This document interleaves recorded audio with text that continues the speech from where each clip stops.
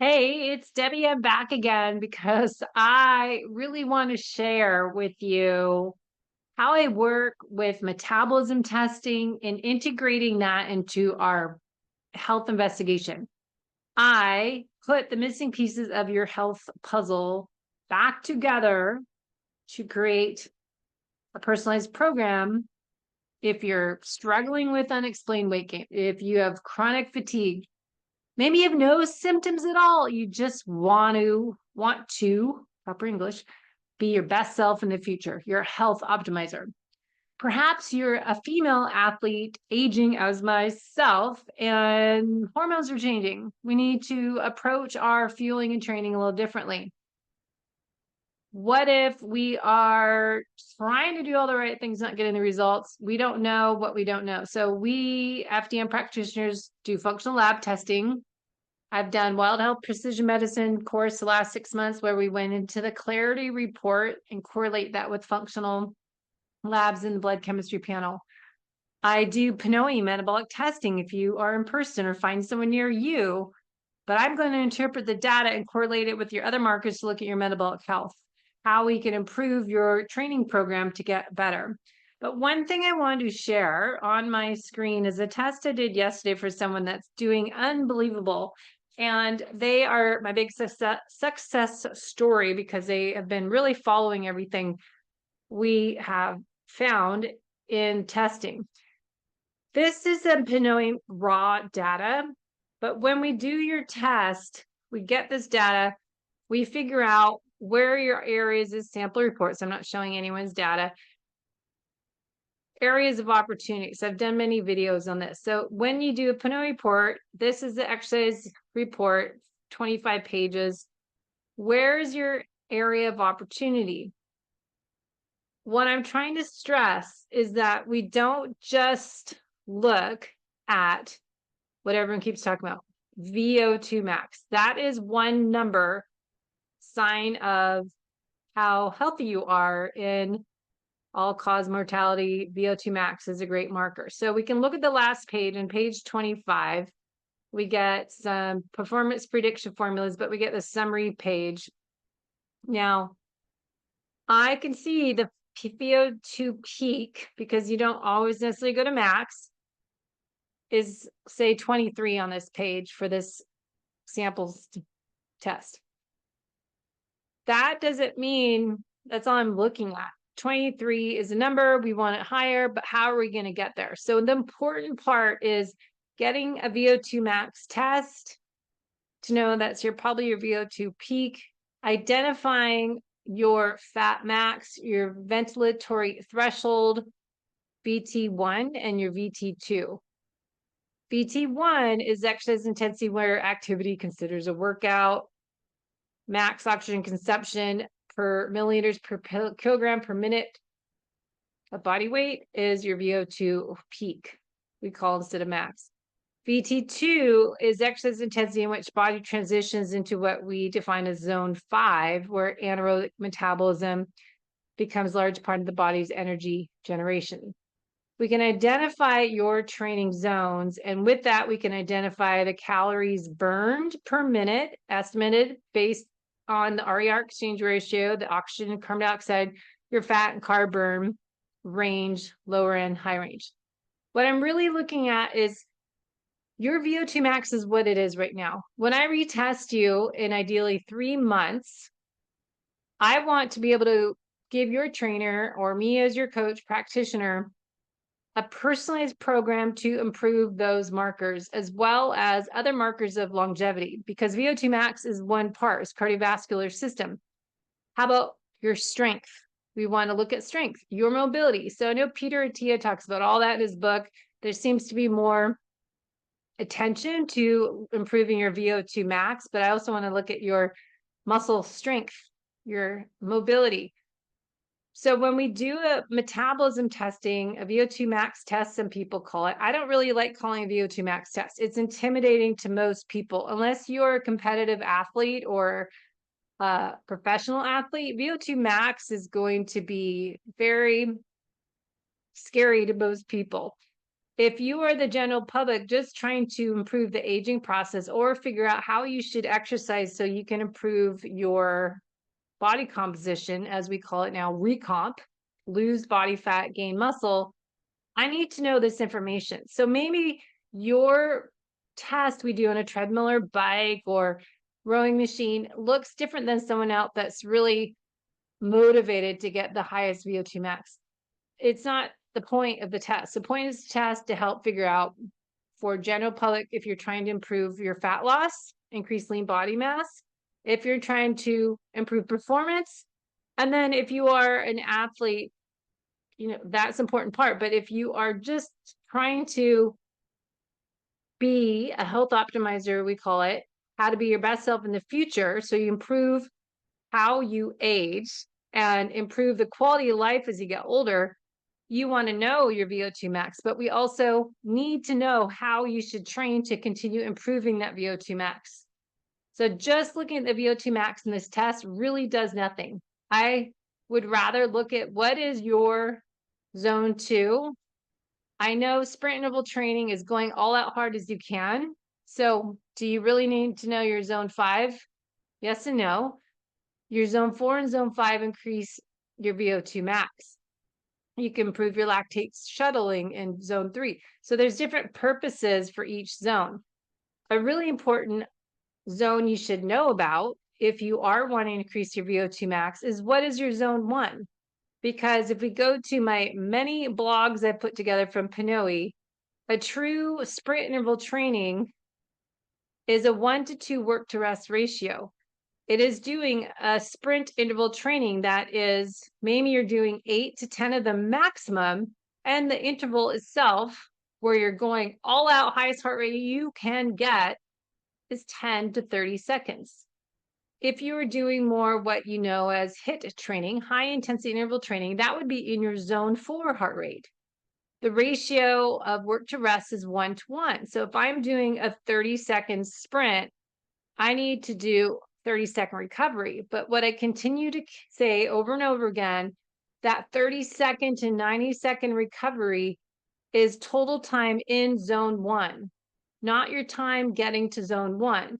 So if you want to get faster and you truly want to do a sprint interval training properly, you need to do the ratio of work to rest in the appropriate zones. As zone 5 is your 10 to 30 seconds. You can't see really what your heart rate is when you do a sprint interval training because it takes too long. As I wear a Garmin, it will be showing what I got when I'm done my 30 seconds. So you just have to be rested and ready to go that day to get the heart rate up.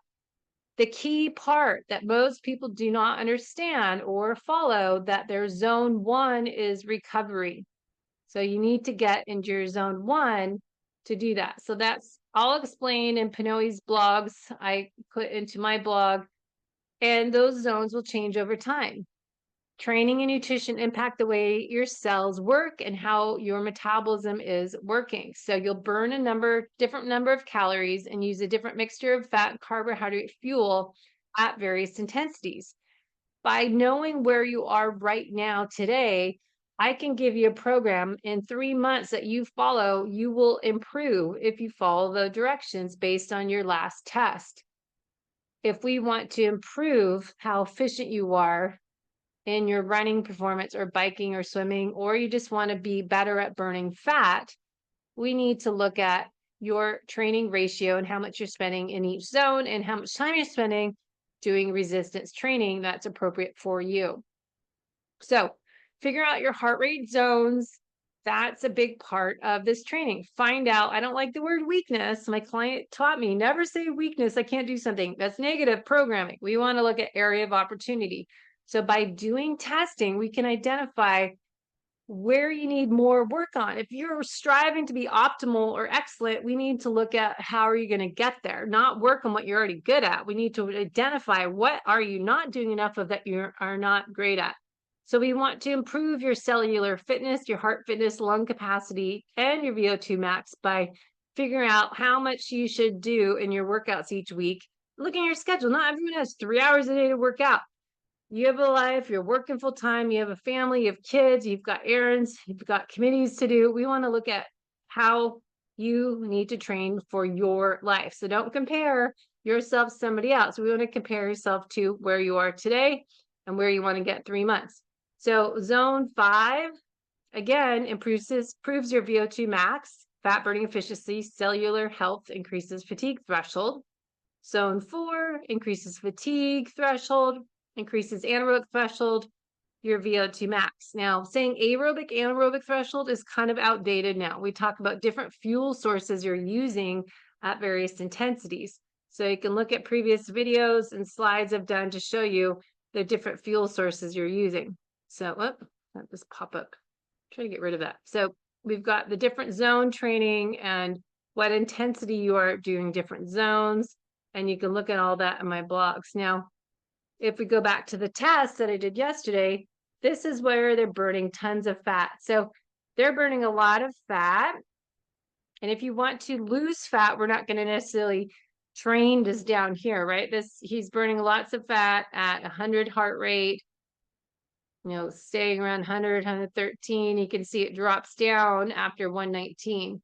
And then he's still here. And then we can go up here, 132. So most of his training workouts, if he's training for endurance events, are going to be in zone 2. We want to be able to see this fat burning over here. We want to keep burning lots of fat at higher levels, not have it drop down as early. So he may be doing too much time, and I need to analyze his training peaks, what he has been doing, what heart rate intensity, because when he's been biking, he can be probably doing too much time in these higher zones, not as efficient at burning fat. So we want to look at what is your speed running or your watts on a bike where you're burning the most heart rate. Now, when you're training based on this data, we're going to look at your training zones again, say that we have these 5 zones we identify, heart rates here. When you're doing your bike workout, we're going to rate the workouts based on heart rate and then see what watts are you for that heart rate, because we're looking at what fuel source you are using. Say zone 2 is where your peak fat burning is your 141 on this example. But I want to know what watts are you holding when you're holding 141 heart rate. Let's reverse it. So we look at our FTP ranges, but we're looking at your heart rate first, then look at your watts. So I'm going to look at it a little differently than others. Now, you can see on this carb to fat chart, we can pinpoint where that crossover point, where the blue line goes higher than the red. So you can look at here, he's kind of battling back and forth, and then we really see this change about right there, and we can pinpoint it. If we come down here, we can look at his heart rate 139. So we really know if he's training for endurance events, we know his training range is on the bike where he wants to get faster. We want to retest in 3 months because that number will change. His zone 2 may be there, but in 2 months, 3 months, it should improve if we train that way. So I just want to explain that one more time. And then how we look at your other labs. So I look at this is my test. I did a food sensitivity test a couple years ago. I like Vibrant Wellness, Vibrant America, and you can see what foods you need to remove.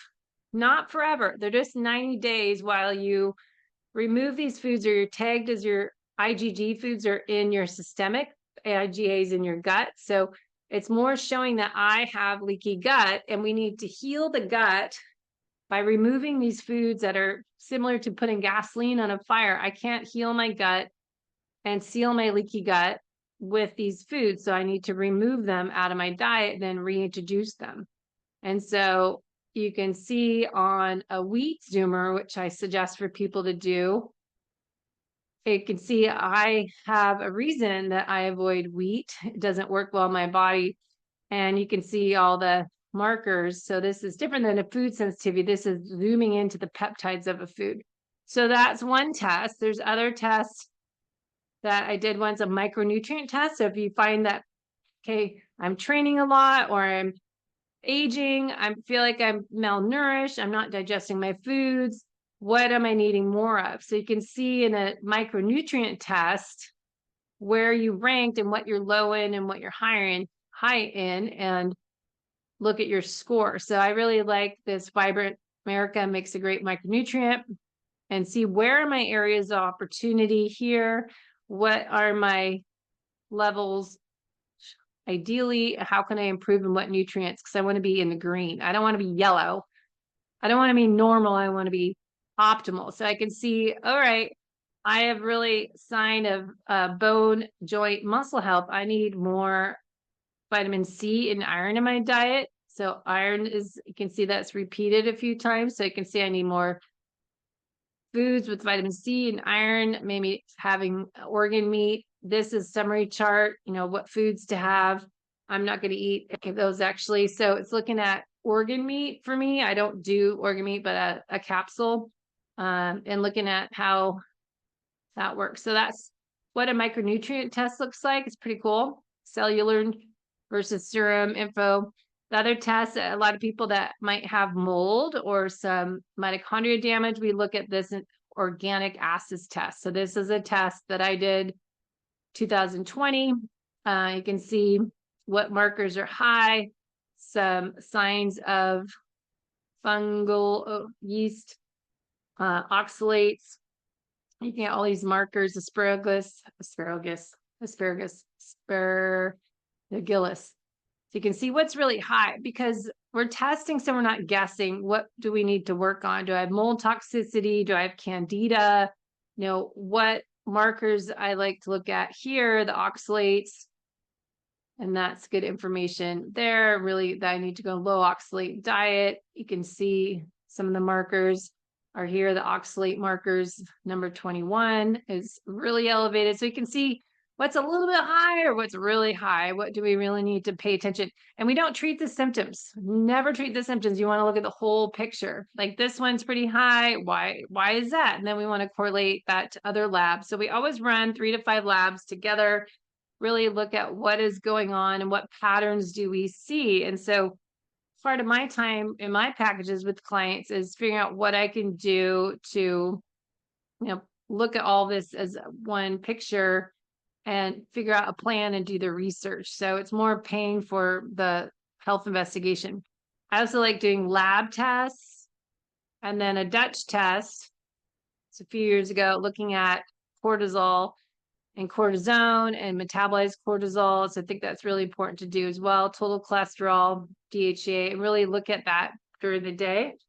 And then, looking at your markers and all your hormones, what pathways they're going through, your estrogens is really important. Looking at your detoxifying your hormones correctly, and then your patterns of cortisol, if you're lower, higher, what time of day, and that correlates to your symptoms. If you're feeling sluggish in the afternoon, you're wide awake at night, really look at the patterns.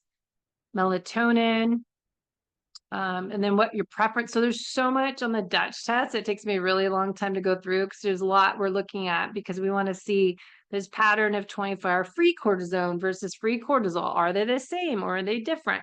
Then look at this daily free pattern. Cortisone is inactive versus cortisol. And then look at, am I lower in the afternoon? Well, that's where I feel maybe I'm tired. So maybe I need some adaptogens, ashwagandha in the afternoon. Maybe I need to go for a walk at that time and get some energy. Maybe that's why I do better with the afternoon swim, or I go for a walk as I just did. So really helping personalize a program to tie in their functional lab testing back with their metabolism testing. And then I love the new version of genetics, looking at the clarity report. We just redid mine, and I look at the clarity report with the blood panel. Now we're going to do a follow-up on lipids that I don't really care too much about. Cholesterol is not the alarm, is trying to find some doctors come on the show to talk about the real things. We want to look at APOB. So if we look at,